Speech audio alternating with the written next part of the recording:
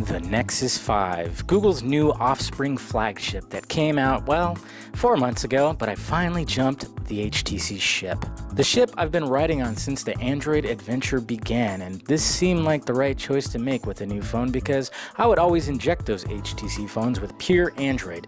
Never was a fan of Sense. Making the decision to walk away from the HTC One was no easy decision to make. The gorgeous piece of mobile technology that was deemed the best smartphone ever designed by many top sites made me think I was making the wrong choice in going with a new phone. But I did it, and I'm glad that I did it. The appeal of the Nexus 5 for me was the fact that it was Android at its purest. Running that current version of KitKat with that 2.26 GHz quad-core Snapdragon 800 processor under its hood, just gives me a chill. Navigating through apps is without a hitch, and I think we have finally reached the level iPhones have, or had, when it comes to creamy smoothness. The design of the Nexus 5 is something that made all of our mouths water when the first official press render hit the interwebs. I went with the Darth Vader version instead of the Stormtrooper because the matte black just looks prettier in my eyes. The phone is made of plastic, which is a step down, a huge step down from the HTC One's metal body, but I actually considered that a good thing.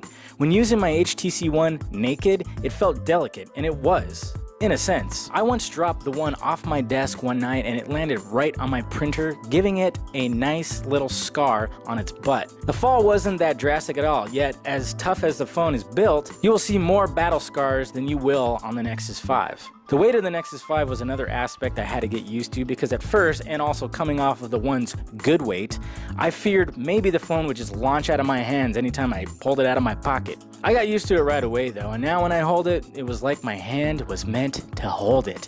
And that being said, talking on the phone felt comfortable when placed against my face.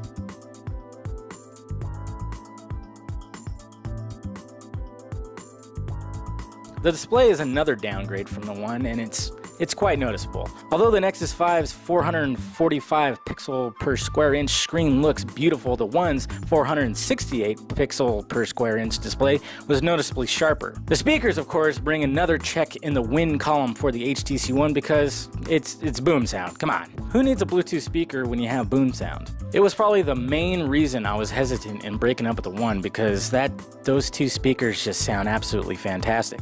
At first, I did have like a little brain fart moment, and I was thinking, oh, there's two speakers on the Nexus 5. No. I immediately smacked myself in the head and knew there was just one. And this is probably my biggest grievance when it comes to the Nexus 5, because the way I tend to hold my phone at times, I end up covering that speaker. And also laying in bed and having the phone standing up on my chest completely blocks out the sound, so it was quite an adjustment coming from those two blaring front-facing speakers the One had. Then we come to the camera, and I've heard many complaints about the 8-megapixel shooter.